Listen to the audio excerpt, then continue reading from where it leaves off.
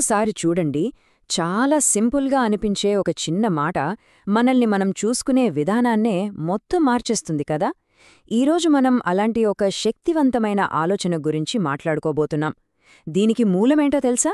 ఒక తండ్రి తన కూతురికి చెప్పిన ఓ సాధారణ వాక్యం.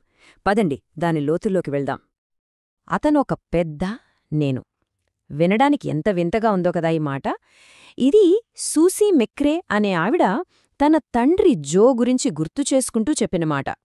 ఆ ఒక్క వాక్యం వెనుక ఓ జీవితకాలపు అనుభవం, మనుషుల్ని అర్థం చేసుకునే ఓ అద్భుతమైన తెలివి దాగుంది. ఇక్కడినుంచే మన కథ మొదలవుతుంది. అసలింతకీ ఈ వివేకం ఎక్కడిది? అదంతా జో మెక్రే అనే వ్యక్తిది. ఆయన ప్రత్యేకత ఏంటంటే, మనుషుల్ని, వాళ్ల మనసుల్లోని నిజమైన ఉద్దేశాల్ని చదవడంలో ఆయనకొక అద్భుతమైన స్కిల్లుండేది. మరి ఎవ్రీ జో మెక్రే? ఆయన చాలా సింపుల్ మనిషి, కానీ చాలా పవర్ఫుల్.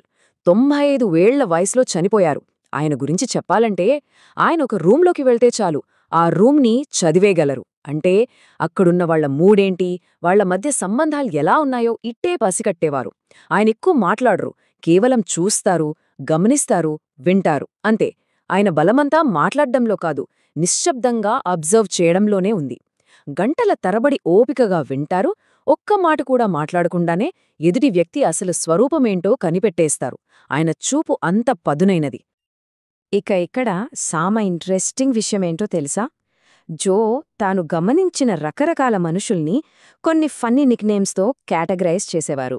వినడానికి సరదాగా ఉన్నా ఆ పేర్ల వెనుక ఉన్న మీనింగ్ మాత్రం చాలా డీప్. అందులో మొదటిది ది ఐ యామ్, అంటే నేను అనే వ్యక్తి. వీళ్లతో మాట్లాడితే ప్రతి మాటలో నేను, నేను, నాకు, నా గురించి ఇదే వినిపిస్తుంది. సంభాషణ మొత్తం తమ చుట్టూనే తిరగాలి వీళ్లకి. ఉదాహరణకి, ఎవరైనా వాళ్ల ప్రాబ్లం చెప్తుంటే మధ్యలోనే ఆపి, అరే నాక్కూడా ఇలానే అయింది తెలుసా అంటూ తమ కథ మొదలుపెట్టేస్తారు. వాళ్ల ప్రపంచంలో హీరో వాళ్లే. ఇక రెండో రకం పీబీ, అంటే ఫోనీ బలోని. సింపుల్గా చెప్పాలంటే కోతలెక్కువ, చేతలు తక్కువ టైపు. గొప్ప గొప్ప మాటలు చెప్తారు, అది చేసేస్తా, ఇది పీకేస్తా అంటారు. కాని తీర చేసి చూపియమంటే ఏమీ ఉండదు. మాటలకి చేతలకి అస్సలు పొంతన ఉండదు, నిజాయితీ అనేదే కనిపించదు. అయితే జో పద్ధతిలో ఉన్న గొప్పతనమేంటో తెలుసా? ఆయనెప్పుడూ ఎవ్వర్నీ వాళ్ల ముఖం మీదే జడ్జ్ చేయలేదు. వాళ్లు అయ్యామైనా పీబీ అయినా వాళ్లు చెప్పేది మొత్తం ఓపికగా వింటారు. ఆ తర్వాత ప్రైవేట్గా తన ఫ్యామిలీతో మాత్రమే తన అభిప్రాయం పంచుకునేవారు. ఆయన చేసింది జడ్జ్మెంట్ కాదు, జస్ట్ ఒక అబ్జర్వేషన్ అంతే. రైట్, ఇక్కడే కథ అసలైన టర్న్ తీసుకుంటుంది. ఇప్పటిదాకా ఇతరులని గమనించటం గురించి మాట్లాడాం. మరి అదే తెలివిని మనల్ని మనం అర్థం చేసుకోవడానికి ఎలా వాడుకోవాలి? ఒక తండ్రి కథ మన పర్సనల్ గ్రోత్కి ఎంత పవర్ఫుల్ టూల్గా మారుతుందో ఇప్పుడు చూద్దాం. సూసీ మెక్రే ఏం చేసిందంటే, తన తండ్రి నేర్పిన పాఠాన్ని తన మీదే ప్రయోగించుకుంది. తనని తానే ఈ ప్రశ్న వేసుకోవడం మొదలుపెట్టింది. ఒక నిమిషం, నేను కూడా ఐయామ్లా ప్రవర్తిస్తున్నానా?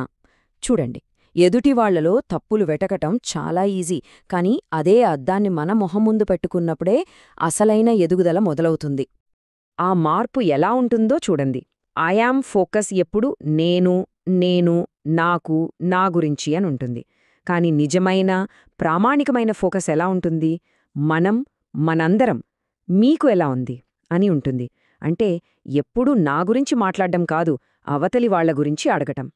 ఈ ఒక్క చిన్న షిఫ్ట్ మన రిలేషన్షిప్స్లో ఎంత పెద్ద మార్పు తెస్తుందో ఊహించలేం. అయితే ఈ మార్పు తీసుకురావడానికి ఒక సింపుల్ 3 స్టెప్ ఫార్ములా ఉంది. 1. క్యాచ్, అంటే మాటల్లో పడి సంభాషణ మొత్తాన్ని మనమే డామినేట్ చేస్తున్నామని గమనించిన వెంటనే పట్టుకోవడం. 2. స్విచ్, వెంటనే మన ఫోకస్ని మనమీద నుంచి అవతలి వ్యక్తి మీదకి మార్చడం. ఇక 3. ఆస్క్, వాళ్ల గురించి, వాళ్ల అనుభవాల గురించి మనస్ఫూర్తిగా అడగడం. అంతే, పర్ఫెక్ట్గా ఉండాల్సిన అవసరం లేదు, జస్ట్ ఈ ప్రాక్టీస్ ఉంటే చాలు. సరే, ఇదంతా బావుంది. మరి అంతిమంగా మనం ఏం సాధించాలి? ప్రామాణికంగా ఉండటం అంటే, ఆథెంటిక్గా ఉండటం అంటే అసలు ఏంటి? జో మెక్రే లాంటి అనుభవజ్ఞుడి దృష్టిలో ఏ లక్షణాలు ఒక మనిషిని నిజంగా గొప్పవాడిగా చేస్తాయి? ఆయన చెప్పినవి చాలా సింపుల్ లక్షణాలు. ఇందులో పెద్ద పెద్ద ఫిలాసఫీలు ఏమీ లేవు. 1. నిలకడగా ఉండటం, అంటే మాట మీద నిలబట్టం. 2 సహాయం చేసే గుణం. 3 ఇతరుల గురించి నిజంగా పట్టించుకోవటం. 4 పేరాస లేకుండా ఉండటం. ఎంత సింపుల్గా ఉన్నాయో కదా, కాని ఎంత పవర్ఫుల్లో చూడండి. ఇవి ఐయామ్ లేదా పీబీ లాంటి వాళ్లకు పూర్తిగా ఆపోజిట్ లక్షణాలు. మనం గుర్తుపెట్టుకోవాల్సిన అతి ముఖ్యమైన విషయం ఒకటుంది. ఈ ఐడియాలన్నీ ఇతరుల్ని జడ్జ్ చేయడానికి, వీడు ఐయామ్ టైప్ అని ముద్రవేయడానికి కాదు, అస్సలు కాదు. ఇది మనల్ని మనం మెరుగుపరుచుకోవడానికి ఒక అద్దం లాంటిది. మనల్ని మనం బెటర్గా మార్చుకోవడానికి, మన బెస్ట్ వర్జన్గా తయారవ్వడానికి ఇదొక దారి చూపిస్తుంది అంతే.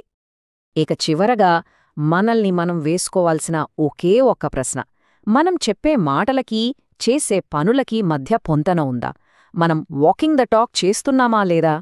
ఈరోజు మనం మాట్లాడుకున్న విషయాలు మనందర్నీ ఒకసారి ఆగి మన గురించి మనం ఆలోచించుకునేలా చేస్తాయని ఆశిస్తున్నాను. మళ్ళీ కలుద్దాం.